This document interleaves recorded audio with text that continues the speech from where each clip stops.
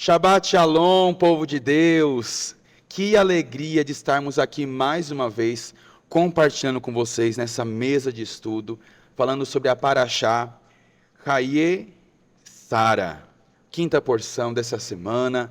Glória a Deus, encerrando mais uma semana. E hoje nós iremos falar sobre a vida de Sara.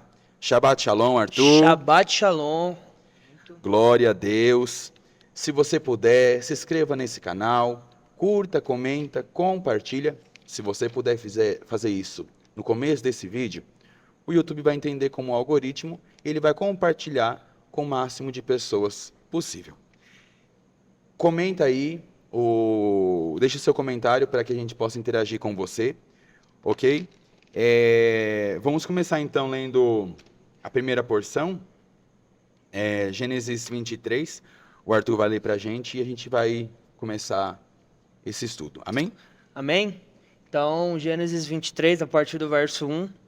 E foi a vida de Sara, 127 anos de vida de Sara.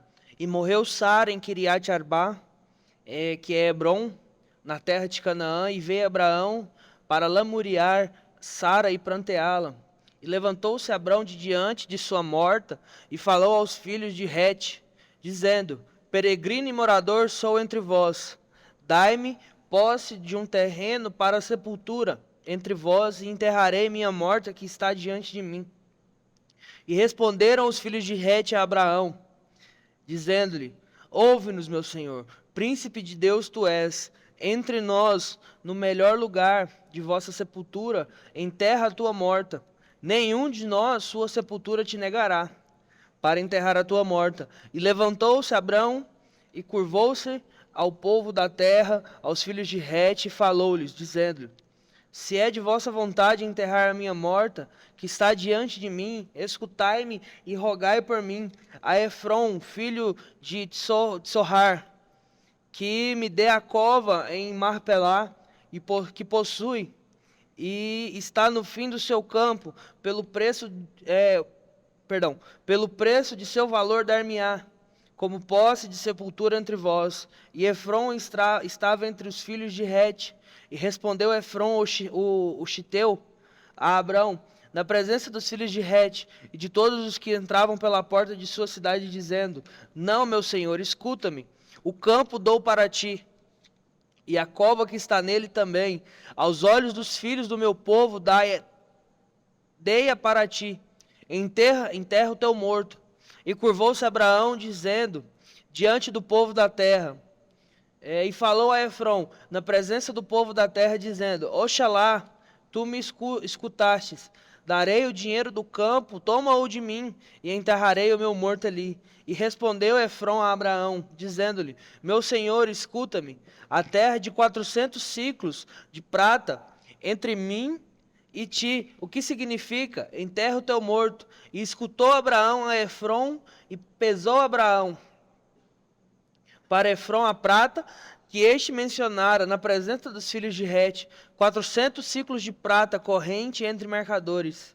E confirmou-se o campo de Efron que está em Marpelá, diante de Manre, o campo e a cova que nele havia, e toda árvore que no campo havia em todos os seus limites ao redor, para Abraão por compra aos olhos dos filhos de Het, e de todos os que vinham pela porta de sua cidade. E depois assim enterrou Abraão a Sara, sua mulher, na cova no campo de Marpelá, ao lado de Manre, que é Hebron, na terra de Canaã. E confirmou-se o campo e a cova que nele havia para Abraão como posse de sepultura da parte dos filhos de Het. Capítulo 24. E Abraão era velho, entrando em dias, e o Eterno abençoara em tudo. E disse Abraão ao seu servo, velho de sua casa, aquele que tinha o governo de tudo que era dele: Põe a tua mão por baixo da minha coxa, e te farei jurar pelo Eterno, Deus dos céus e Deus da terra, que não tomes para o meu filho mulher das filhas do cananeu, entre o qual eu moro. Entretanto, a minha terra e a minha parentela irás, e tomarás mulher para o meu filho Isaque. E disse-lhe o servo: talvez não queira a mulher seguir-me para esta terra. Farei então voltar ao teu filho a terra de onde saístes? E disse-lhe Abraão: guarda-te de não levar meu filho para lá. O eterno Deus dos céus, que me tomou da casa do meu pai e da terra do meu nascimento, e que falou a mim, e que jurou me dizendo: a tua semente darei a terra, e ele enviará o seu anjo diante de ti, e tomarás a mulher para o meu filho de lá. E se não quiser a mulher seguir-te, serás livre deste teu juramento. Somente a meu filho não faças voltar para lá. E pôs o servo a sua mão debaixo da coxa de Abraão, seu senhor, e jurou-lhe sobre este assunto. Essa parte da Paraxá é uma... Eu li a primeira e a segunda para a gente entender o contexto de tudo, porque quando a gente vai parar para estudar assim, os sábios dizem que toda a essência da Paraxá está no nome da Paraxá. E essa daqui, ela começa Hayê Sará. O que significa? E foi a vida de Sara. Mas como que foi a vida de Sara, sendo que está contando que ela está morrendo? Isso daqui, eles falam que como que a gente pode explicar? É uma morte que traz vida. Porque a gente pode ver que Sara faleceu, e depois desse processo que Abraão ele vai lá, compra o túmulo lá de Efron, lá em Marpelá, aí que a gente pode se entender que começa uma outra vida para Isaac. Porque a mãe dele foi, e Abraão se preocupa com o quê? Em achar uma esposa para ele. E trazendo para como que a gente pode dizer? Se o nome da Paraxá é essência, então a gente tem que ver nós temos que entender que tem algo por trás. E qual que foi, tipo assim, quando a gente vai entender? Quem que foi a pessoa que morreu para nos trazer vida? Yeshua. Então a gente entende que os rabinos falam que essa Paraxá aqui é uma das Paraxás mais proféticas que existem. Porque ela faz uma anunciação do Messias. Porque quando a gente vai entender, o Deus Pai entrega o seu Filho para que nós tenhamos vida e vida em abundância. Isso é o que a Bíblia nos diz, a palavra nos diz. E a gente sempre tem que olhar por essa ótica. Porque sempre há algo por trás. O Senhor ele não separou, ele não ditou isso daqui, essas coisas para Moisés à toa. A gente precisa entender que tudo que está contido na lei, ou seja, lá na Nova Aliança, ou seja, nos profetas, nos 66 capítulos, livros da Bíblia, a gente precisa entender que tudo há uma mensagem por trás.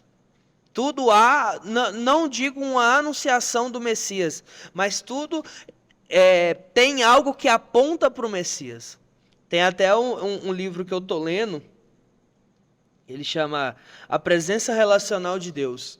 Ele vai mostrar bem esse contexto, como que a presença de Deus se relacionava com o povo. Porque a gente vai ver, em Juízes vai ter a presença de Deus? Vai ter a presença de Deus.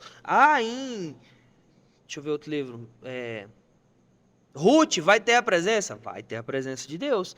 Relacionada. Às vezes não explicitamente, mas às vezes não, ela vai estar num contexto, abordando um contexto que ela vai estar escrita lá. E essa Paraxá, ela vai falar justamente sobre isso. A morte de Sara. A morte que trouxe vida. E nós precisamos entender que quando nós encontramos o Messias, a igreja tem o costume de dizer que o nosso velho homem, não a igreja, mas a palavra dele sim, o nosso velho homem morreu para que um novo homem nasça. Então nós precisamos entender a morte que traz vida. A nossa morte, a morte das nossas vontades, a morte dos nossos desejos, a morte do nosso ego, a morte do nosso orgulho, para quê? Para que a vida de Yeshua seja refletida através dos meus atos, das minhas atitudes, das minhas falas. Porque Se eu tenho um encontro com o Senhor e eu falo que eu tive um encontro, mas eu continuo com as atitudes que eu fazia antes de ter esse encontro, ou esse aparente encontro, eu não tive um encontro com Ele. Porque se eu tenho um encontro, a primeira coisa que vai mudar são as minhas atitudes. Porque se eu tenho um encontro com Yeshua, Yeshua se revela a mim, eu tenho uma presença, uma experiência com a presença relacional dele, eu não tenho base para me manter, a minha vida ser mantida da mesma maneira que eu vivia antes.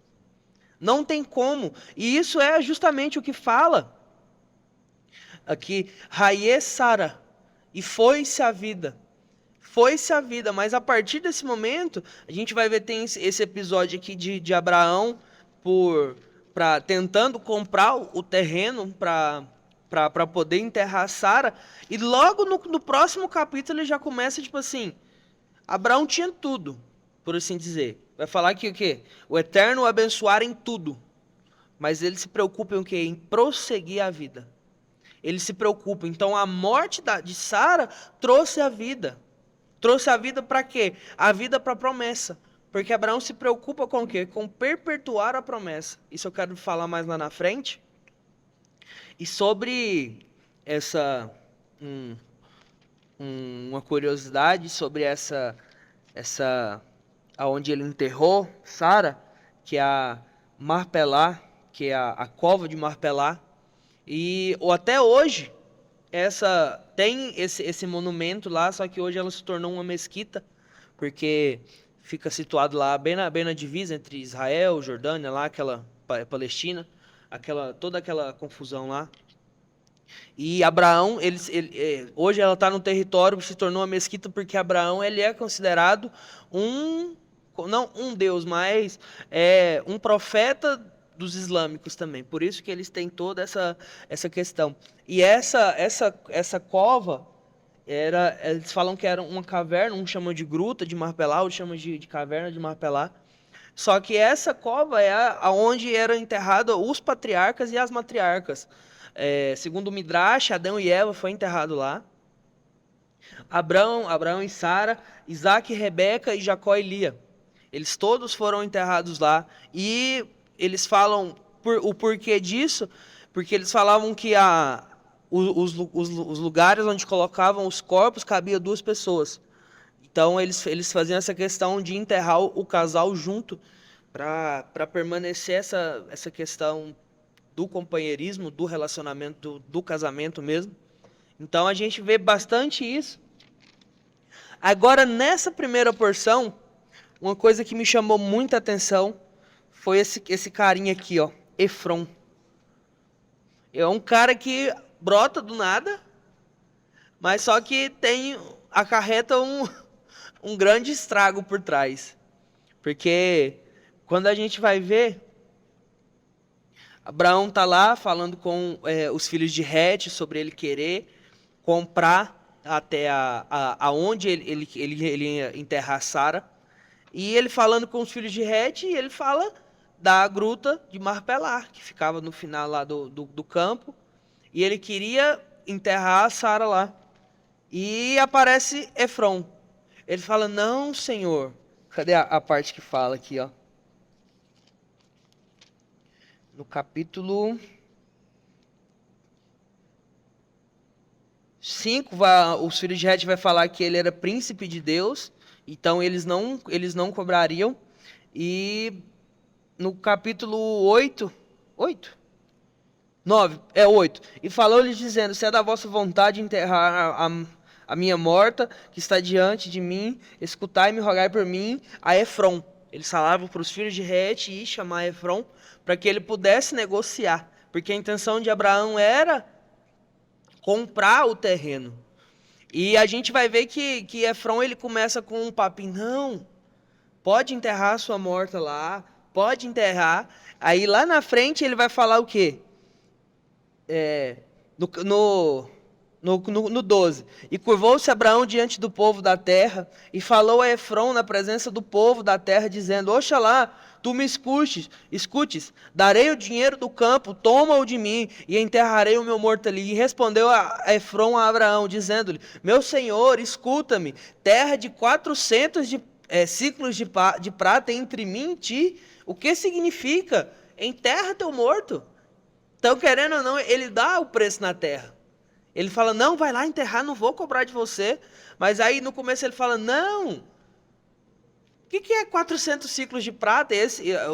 Pesquisei e fiz a conversão, daria mais ou menos 52 mil reais hoje. Senhor, o que é 50 mil reais para você, nessa terra que você vai querer enterrar? Então a gente vê o quê? Que havia um interesse. Sim. Até coloquei aqui, Efrom, coloquei uma seta grande, foi interesseiro. Porque se ele tivesse com o coração disposto a ceder a gruta para Abraão enterrar Sara, ele não teria vindo com ele lá uma terra de 400 ciclos de prata. Mas a gente vê que por trás de todo esse texto, de toda essa fala, havia um interesse dele de quê? De vender a terra para Abraão. Porque vai falar o 4, 5, príncipe de Deus tu és. Então, o povo da terra reconhecia quem Abraão era. Reconheciam que ele era um homem de posses, reconheciam que ele era um homem justo, reconheciam todo aquele contexto, que era um homem temente a Deus. Eles reconheciam isso. Então eles sabiam da fama de Abraão, que era um homem de posses. Então ele vem com esse papinho de falar: não, senhor, pode enterrar, vai lá, enterra. Mas no meio da frase ele solta o valor. E o que a gente pode trazer para os nossos dias? Quantas vezes a gente está rodeado de pessoas que se dizem nossos amigos, mas às vezes estão perto da gente por algo interesse. Às vezes nem é financeiro. Às vezes é um interesse físico, um interesse espiritual, um interesse de princípios. Porque a gente entende que a gente está incluído numa sociedade que é interesseira. Isso daí não tem como. Porque a pessoa ela sempre vai buscar poder. Então, se você tem algo, poder aquisitivo, ou se você tem algo que te dá poder, seja no trabalho, seja em todos os quesitos de igreja, de empresas. Então, a gente vê que, não sei se você já percebeu que, às vezes, pessoas que têm donos de empresa, ou líderes de ministérios, sempre vai ter aquela pessoa que vai ficar assim, e fala assim: estou aqui para ajudar, para servir, mas sempre que tem a oportunidade, ou pede descaradamente, eu acho que, nessa opinião, acho que se chegar e pedir, vai ser uma situação melhor do que você maquiar um assunto para você impor um valor sobre algo. Da mesma forma que Efrom fez aqui com Abraão. E a gente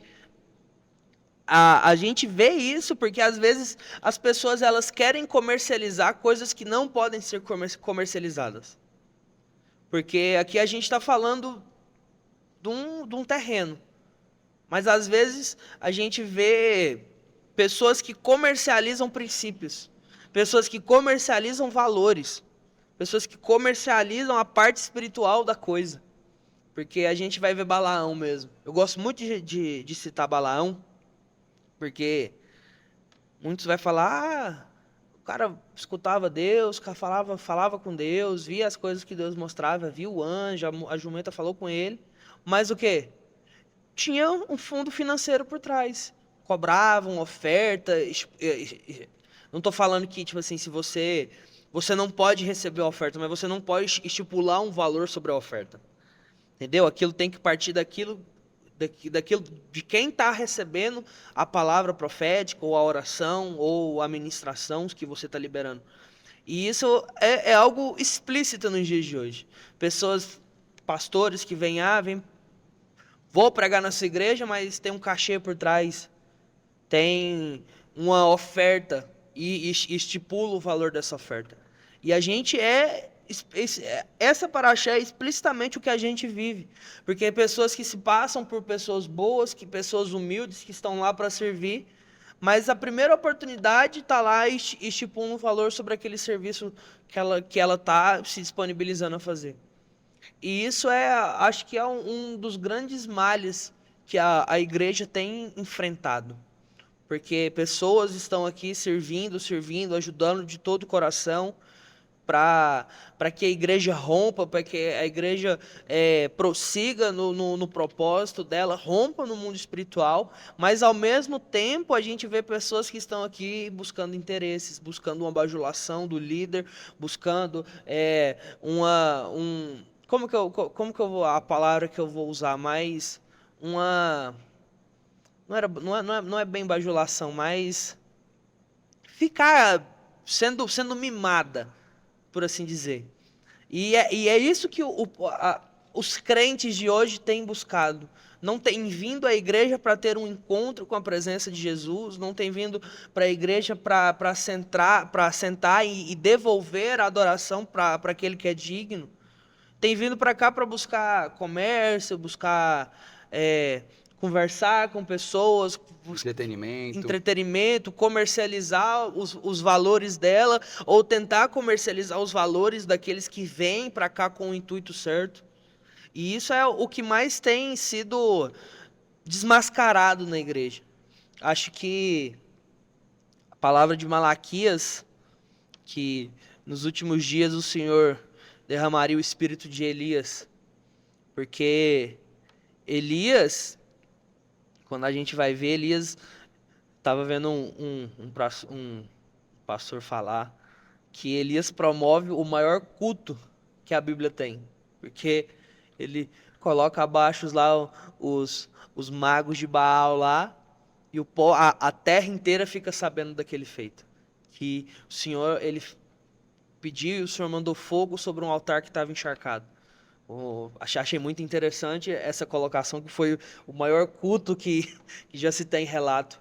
E o espírito de Elias que está lá em Malaquias é falar que ele vem para converter o coração dos pais aos filhos, o coração dos filhos aos pais. E isso está intrinsecamente ligado a valores. Porque se o coração do pai está convertido ao filho, o coração do filho está convertido ao pai, não tem nada que faça esses valores serem corrompidos. Porque a gente vai ver lá na frente que o valor de Abraão alcançou Isaac. E nessa primeira porção, acho que foi o que mais me chamou a atenção.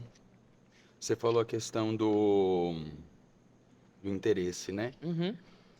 É tão interessante que a gente vai ver que na Paraxá vai falar assim que Abraão tinha dinheiro suficiente para comprar o lugar todo. Não só o pedaço de terra, mas sim o espaço todo. Por quê? Porque tinha uma promessa sobre a vida dele. Isso. E antes dele chegar, o povo já conhecia ele. Quando ele chegou, o povo falou assim, você é um príncipe, né? Por quê? Porque aquilo que Deus fazia na vida de Abraão já tinha alcançado muitas pessoas, que as pessoas souberam de Abraão antes dele chegar. Foi. Na hora que ele chegou e falou assim, quero comprar, aí despertou o interesse. E Abraão falou o seguinte, ele tem dinheiro. Se eu oferecer 100 ciclos, ele vai pagar. Se eu oferecer 200 ciclos, ele vai pagar. Se eu oferecer 300 ciclos, ele vai pagar. O cara superfaturou a terra. Então, vou oferecer o máximo. 400 E você vê que essa questão sobre Abraão era tão verdadeira, porque ele pesou lá na hora.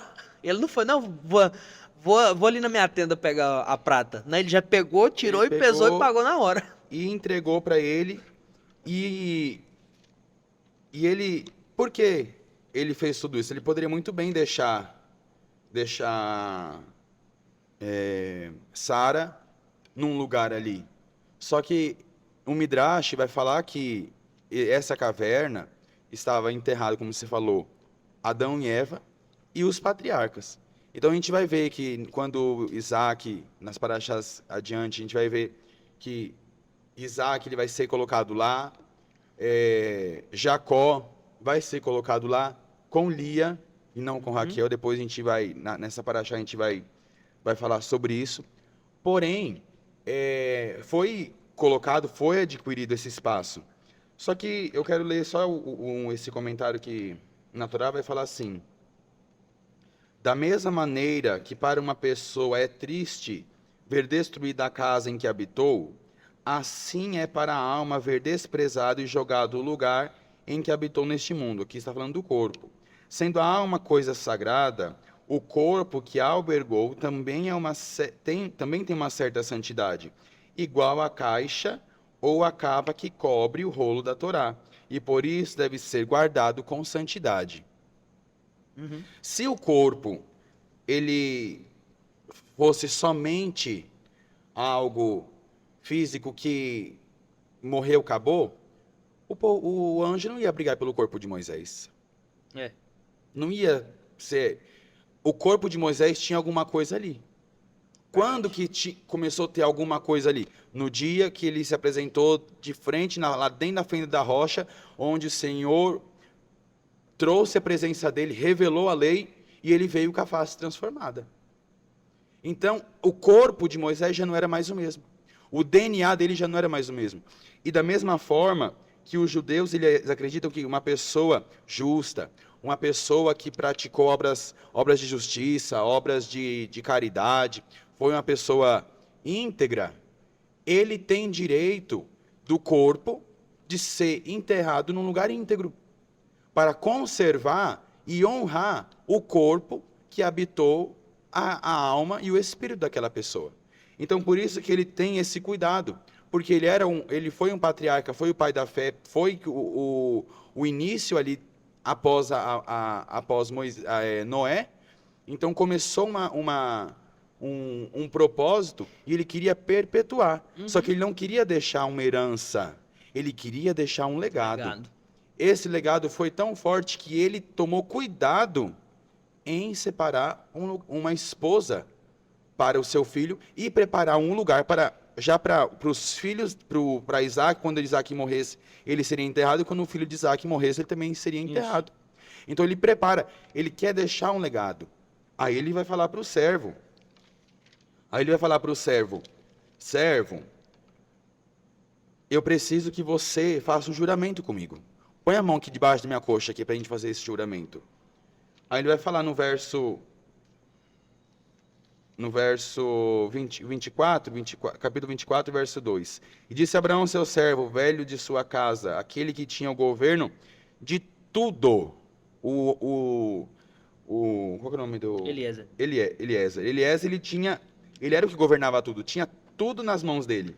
Põe a tua mão por debaixo da minha coxa, e te farei jurar pelo Eterno dos céus, o Deus da terra, que não tome para meu filho mulher das filhas de Cananeu, entre a qual eu moro. Ele morava numa terra de Cananeu. Então pediu o seguinte: volta lá na terra do meu pai, que lá na terra do meu pai tem uma mulher que pode ser a esposa do meu filho.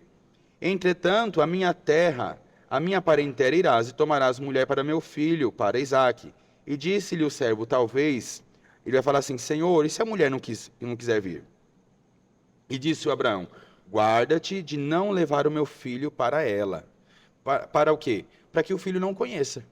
Para falar assim: nossa, rejeitei Isaque. E vai falar assim: a tua semente te darei a terra. Ele enviará o seu anjo diante de ti. E tomarás para o meu filho de lá. E se não quiser a mulher seguir-te, será livre este meu juramento. Somente o meu filho não faça voltar para lá. E pôs o servo sua mão debaixo da coxa de Abraão, seu senhor, e jurou-lhe sobre este assunto. E nessa terceira porção, ele vai falar assim: e tomou o servo 10 camelos. Vai falar que o servo levou tudo que Abraão tinha.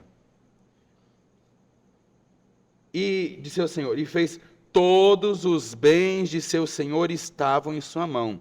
E levantou-se e foi a Mesopotâmia, a cidade de Nahor, e fez ajoelhar-se os camelos fora da cidade, junto ao poço de água.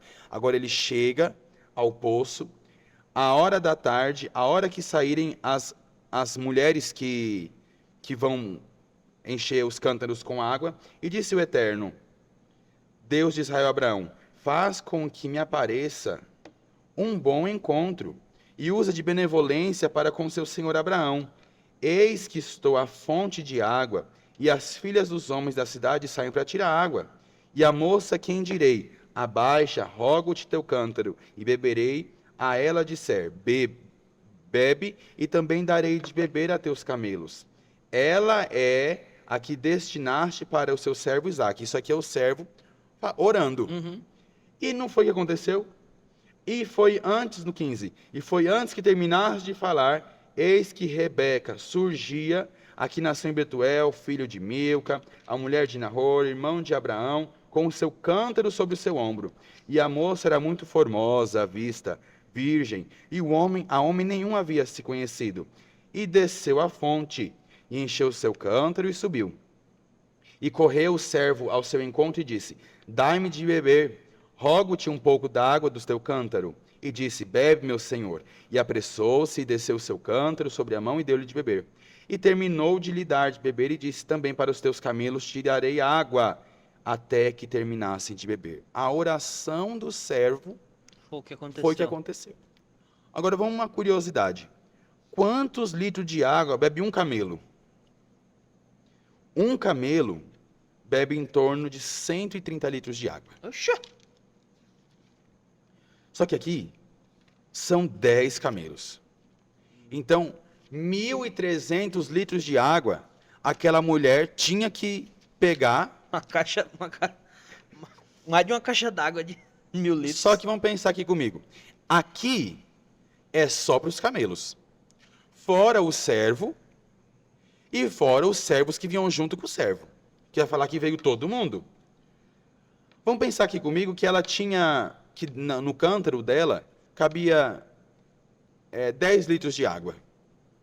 Então ela foi no poço 130 vezes. Só para matar a sede do camelo. E ainda vai falar assim, ó.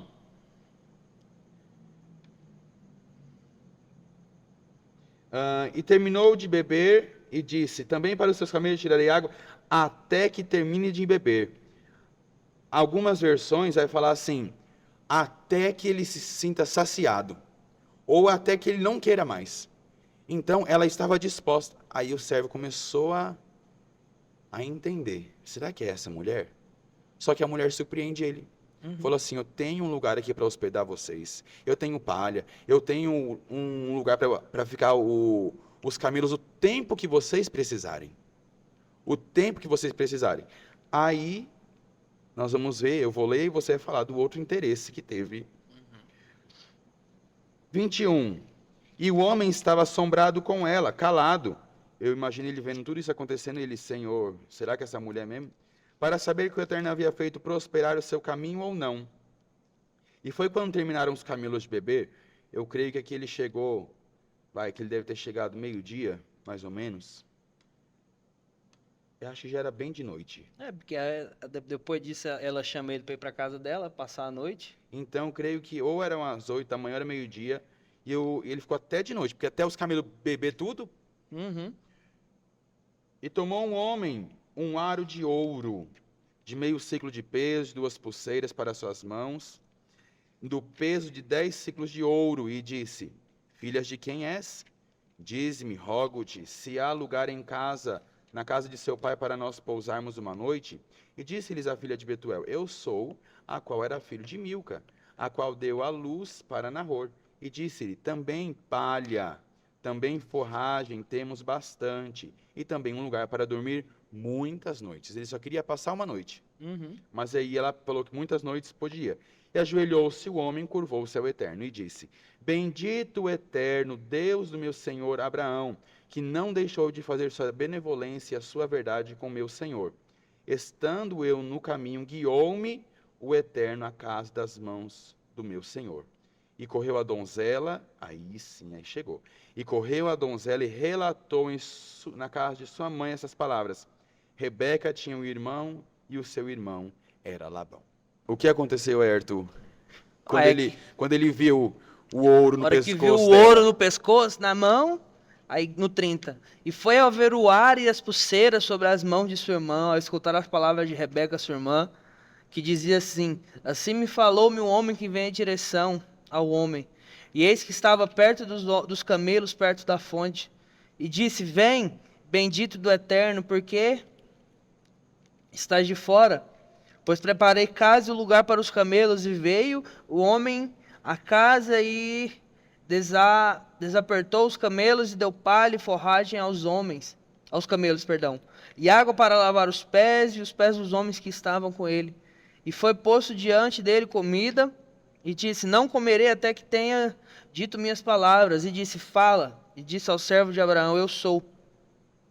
O Eterno tem me abençoado muito, ao meu servo, a qual tem engrandecido, e deu-lhe rebanho, gado, prata, ouro, servo, e servas, e camelos, e jumentos. E Sara deu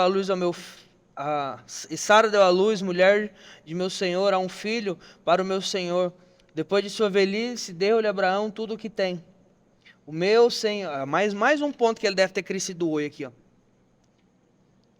E meu senhor fez-me jurar, dizendo: Não tomes mulher para o meu filho das filhas do cananeu, em cuja terra eu habito. Entretanto, à casa do meu pai irás, e da minha família, e tomarás mulher para o meu filho. E eu disse ao meu senhor: Talvez não me siga mulher. E disse-me o Eterno: Diante de quem andei, enviará o seu anjo contigo, e farás prosperar o teu caminho, e tomarás mulher para o teu filho, da minha família e da casa de meu pai. Aí, lá mais para frente, cadê? 45? 45? Não. Não, aqui vai continuar falando. Eu quero chegar na parte que Labão fala para ela ficar.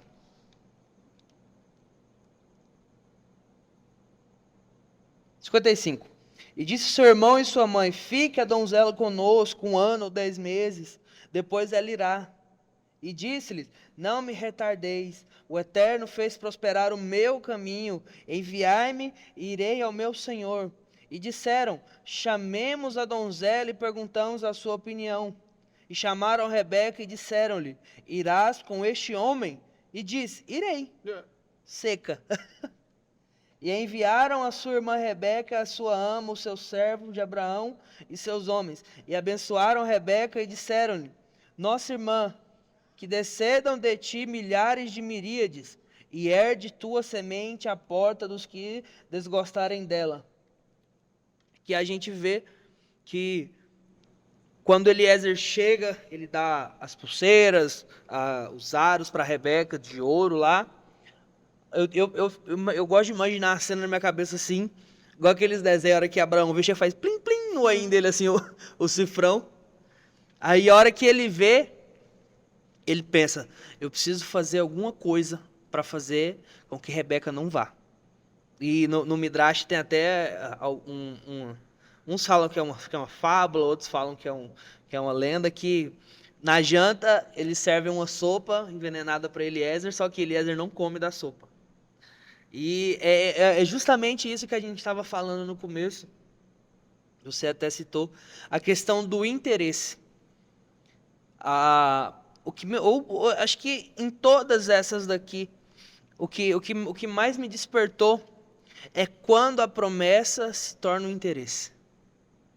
Essa é a questão, porque qual que era a intenção de Abraão?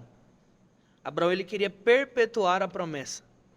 Porque às vezes a gente tem uma promessa liberada sobre nossas vidas, sobre algo que vai acontecer sobre nós, e nós preocupamos somente com a chegada da promessa. E a promessa chega, e aí? O que a gente faz? A gente às vezes não está preparado. E lá no verso 24 vai falar categoricamente que o quê? Abraão, Deus abençoou ele em tudo, em todas as áreas da vida dele. Porque era um homem justo. Isso daí não vem ao caso. Mas o que vem ao caso? A perpetuação da promessa. A gente tem que estar preocupado com a forma que nós vamos perpetuar a promessa. E a gente vê isto explícito em Abraão, porque qual que foi um dos principais motivos, ou um dos principais quesitos que ele fala para Eliezer? Não quero que você pegue uma mulher cananeia para o meu filho casar. Não quero que você traga uma mulher cananeia. Porque quando a gente vai ver, o povo cananeu era um descendente de quem? De Cã. O que aconteceu com Cã? Cã foi amaldiçoado, Canaã foi amaldiçoado por conta lá que Foi a Cã nudez do pai. viu a nudez do pai. Tem toda essa questão que a Noé libera falando que Canaã ia ser servo dos outros filhos, essa questão. Então ele já tem essa questão, tipo assim, eu não posso trazer alguém com DNA contaminado para minha família. Eu não posso contaminar a promessa, o filho da promessa que foi dado a mim, fruto da minha velhice, eu não posso ter algo que contamine. E é justamente isso, porque às vezes nós pedimos, oramos, fazemos, o povo tem o costume de fazer jejum, não, jejum não, só para deixar claro, Campanhas. gente, jejum não é para fim material, jejum vai fazer você se aproximar de Deus, vai despertar o seu espiritual. Isso. E o povo ora, Senhor, eu quero a promessa, a promessa chega, beleza. Mas a gente não tem a preocupação em perpetuar essa promessa. A gente não tem a preocupação de fazer o quê? Aquela promessa perdurar. Porque qual que era a preocupação de Abraão? Abraão, ele pensava, cara, foi o filho que Deus me deu. E a minha promessa é que a minha geração, os meus filhos serão como as estrelas do céu e como a areia do mar. Então, como que eu vou fazer para que isso seja perpetuado? Para que isso tenha sequência? Ele falou, eu preciso que meu filho case com uma mulher que é temente a Deus, uma mulher que não tem o DNA contaminado, que é certa, que é humilde, que é isso, trazendo para os dias de hoje, uma mulher de família. E ele fala assim, vai lá na terra, na terra da minha parentela. Porque Abraão já sabia, porque se ele foi criado daquela maneira, deve ter vindo da família dele. Sim. Então ele fala, volta à terra da onde eu saí e busca uma mulher lá para o meu filho. E ele já sabia dessa situação, que ele viu que quando ele andou com Ló e o Senhor não falava mais com ele, ele falou assim, preciso distanciar. Eu preciso tirar você porque eu estou em desobediência, porque o Senhor mandou eu sair com tudo. Trouxe você. Você quer o quê? Aí, beleza. Aí ele entendeu que o santo e o profano não podem andar juntos. Não, que foi justamente o que a gente citou na paraxá passada. Não pode andar junto. Sabendo que eles não podem andar junto, ele falou o seguinte, pois bem, da mesma forma que eu tive relação com Agar, não pode ter com Isaac. Então ele cuidou do detalhe para que Isaac não se misturasse com o quê? Com que a promessa não morresse em Isaac. Ele queria perpetuar, como você disse, ele queria perpetuar a promessa para que a promessa continuasse sendo estabelecida nas gerações. Então, por isso que ele pede, ei, servo, vai até lá, mas tome cuidado. E o servo orando, e ele viu que é essa mulher. Só que aí, quando ela volta, e saiu, no verso 63, e saiu Isaque para passear, para orar no campo, nas horas da tarde, e levantou os seus olhos, e viu, eis que os camelos vinham. E alçou Rebeca os seus olhos, e viu Isaque, deslizou do camelo. E disse ao servo, quem é este homem que vem pelo campo ao nosso encontro? E disse o servo, ele é o meu senhor. E tomou o véu e cobriu-se. E contou ao servo a Isaque todas as coisas que fez.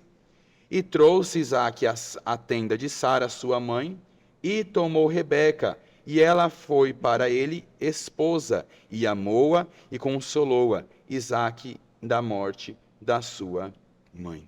Aí entra aquela questão que a gente falou, que é a morte que traz vida. Porque qual que foi o primeiro lugar que Rebeca entra no momento que ela chega? Na tenda de Sara. Então a gente vê que é essa perpetuação.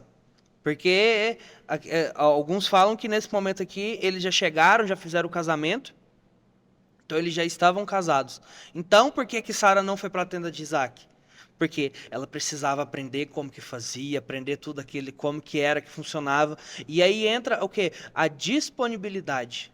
Porque a gente vai ver Rebeca Tem um livro que eu estava lendo que ela fala que as mesmas características, tipo assim, a humildade, a essência dela não mudou após o casamento. Foi a mesma essência quando Eliezer a encontra no poço e a mesma essência quando ela se casa com Isaac. Por isso que ela perpetua essa questão. Ela dá sequência àquilo que Sara vivia. Ela dá sequência àquilo que Sara fazia. Aí a gente vai entrar na questão, porque no Midrash vai falar sobre as velas do Shabat na tenda de Sara. Vai falar sobre o pão que ela fazia, a massa do pão. E isso vai contar que isso foi repassado para Sara também. Aí entra a questão do quê? A perpetuação da promessa, porque se não fosse a preocupação de Abraão a encontrar, falando, eu preciso encontrar uma mulher não igual à minha esposa, mas que tenha os mesmos princípios que a minha esposa, para que a minha promessa, a promessa que o Senhor designou a mim seja dada sequência, para que a minha promessa não morra, porque o que acontece nos dias de hoje? A gente pede a promessa, o Senhor concede a promessa, mas a gente não tem a preocupação de dar sequência àquela promessa. A gente não tem o cuidado, o zelo para que aquela promessa não mingue, para que aquela promessa não acabe com, tipo assim, a gente pode trazer isso muito para o material. A gente, Senhor, eu quero um carro, eu quero uma casa. Mas quando chega a promessa, a gente não cuida da forma devida. A gente não zela por aquela coisa que o Senhor nos dá. E a gente pode falar isso justamente na questão espiritual. Às vezes, Senhor, Senhor, me usa nessa área, me usa nessa questão, libertação, me usa na área do louvor, na dança, na intercessão. O Senhor libera. Mas quando chega, a gente não sabe como que lida com essa parte. A gente não sabe como agir, a gente não busca essa perpetuação. Porque a gente pensa muito, a mente humana ela é muito momentânea. Ela só pensa no agora. Ela não pensa a longo prazo. Ela tem isso eu falo no geral, a gente tem esse grande defeito. A gente só quer viver o agora, a gente só quer viver o hoje. Não, a gente tem que viver o hoje, mas a gente tem que pensar no amanhã. A gente precisa desse entendimento de entender, não, eu preciso perpetuar aquilo que o Senhor me deu. Eu preciso perpetuar aquilo que o Senhor tem designado para mim. Vamos imaginar que seria como se fosse um plantio e uma colheita no imediato. Para você comer amanhã, você precisa plantar hoje. Só que vamos dizer que você planta hoje e já vai comer amanhã. Só que se você não plantar hoje, você não come amanhã. Aí vai acontecer com você amanhã, você vai passar fome. Mas se você também não plantar amanhã, o que vai acontecer? Vai passar fome no outro dia. Então, é você viver o hoje, preparar para o amanhã, porque o amanhã pertence a nós? Não, pertence ao Senhor, mas nós preparamos para que, quando chegue o amanhã, aquilo que você plantou, você vai colher, e ao mesmo tempo que você já está colhendo, você já está plantando para o dia seguinte. E eu vejo isso também muito ligado com a questão do povo no deserto, a questão do maná. Porque eles sabiam que o maná ia estar lá todo dia de manhã. Aí eu fico imaginando, a primeira vez que o maná caiu, o povo pegou, encheu os potes, tchap. Aí no outro dia, o trem tudo podre. A palavra vai falar que dava vermes, dava bicho. Aí a gente tem que trazer isso para os dias, porque a gente tem que viver hoje, mas a gente tem que confiar que o Senhor vai prover amanhã também. Da mesma maneira que Ele proveu a promessa para o hoje, Ele vai prover amanhã. Mas o que depende? Depende da confiança do nosso coração e da intenção do nosso coração. Porque se eu tenho a intenção de perpetuar aquilo que o Senhor está fazendo na minha vida, para que aquilo não tenha fim, para que eu entenda, assim, foi o Senhor que proveu na minha vida, foi o Senhor que fez na minha vida, e isso eu tenho que repassar, e entra a questão do legado. Porque eu vejo legado não só questão material, mas uma questão de ensinamento. Porque material, uma herança e legado. Herança você pega, é material. Agora, legado é algo que você não vê. É algo que é ensinado. Se eu não me engano, é Provérbios que vai falar para a gente inculcar o ensinamento na cabeça dos nossos filhos. Não lembro se é Levítico, Deuteronômio. É alguma coisa assim. Mas vai falar para a gente que a gente precisa inculcar o ensinamento certo na mente dos filhos. E a gente vai olhar como que Isaac estava. Isaac sabia o que o servo ia fazer. Ele já estava ciente do que o servo ia fazer. Uhum. Porém, Isaac não estava Pera. cair de paraquedas. É, Vai falar assim: e saiu Isaac para orar. isso. Quando ele estava orando, ele viu os camelos vindo, ele viu a esposa. Só que, culturalmente aqui, questão dos judeus naquela época, por quê? Porque ela foi para a tenda de Sara? Para aprender, porque às vezes o que ela tinha aprendido dentro da casa dela não eram as mesmas coisas que o Senhor já tinha falado para Abraão. Isso. Então Isaac iria passar para ela como que eram as coisas e tal. Só que aqui eles tinham costume de que o marido só ia ver a esposa, o rosto da esposa depois que ela casasse. Aham, por isso que ela coloca o véu. Por isso que ela coloca o véu, porque ela já estava prometida para ele. Então ele não podia ver ela. Quando ela, aí aqui não vai contar o detalhe do que aconteceu, mas Aham. vai contar que eles já estavam casados, aí ela vai lá e tira o véu. Isso. Só depois. Aham. E nós vamos ver o que esse negócio é tão real da questão do véu, que vai falar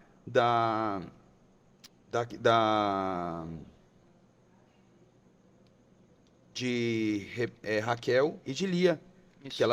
que elas trocaram por conta do véu. Uhum. Você tem mais uma coisa para falar? Não, acho que a essência é isso. Acho que, não sei se com você foi a mesma coisa, Foi. mas o que o Senhor falou latentemente no meu coração é sobre o cuidado com a promessa. E é esse o cuidado que nós temos que ter. E você que nos ouve, eu quero deixar uma palavra para você, que a promessa que Deus estabeleceu na sua vida, você segura. Só que pense como que essa promessa fosse uma semente que o Senhor te concedeu. Plante-a, cuide, zele, regue. Veja se não vai vir nenhum tipo de erva daninha que vai comer essa promessa. Porque, como nós vimos aqui, Abraão ele teve o zelo. Isso. Teve o zelo, porque ele sabia do tamanho da promessa. E ele sabia que o que aconteceu com ele quando ele colocou Agar no jogo, o que aconteceu com ele foi o quê? Que ele gerou uma nação que iria perseguir a nação de Isaac, É isso que é a mesmo. nação de Israel. Então ele sabia que não podia misturar o santo com o profano. E eu quero declarar isso sobre a sua vida, que você possa pegar essa semente e plantar. Se é algo físico, que você possa zelar, cuidar, se for uma casa, um carro. Se for algo sentimental, se o Senhor te deu uma esposa, se o Senhor te deu um filho, cuide, zele, eduque. Se Ele te colocou num serviço, num trabalho que seria impossível de você estar, faça, chegue no horário, seja um funcionário assíduo, para que você se torne um empresário de sucesso. Porque é assim que começa. Amém? Eu quero declarar um Shabat extraordinário na sua vida, que você possa ver e contemplar as promessas se cumprindo na sua vida e na vida dos seus descendentes. Amém. Amém? Obrigado, Arthur. Eu que agradeço. Mais uma vez estarmos aqui nesse momento de comunhão. Eu quero te abençoar e declarar que você é mais do que vencedor. Aleluia. No nome de Yeshua HaMashiach, Shabbat Shalom. Shabbat Shalom.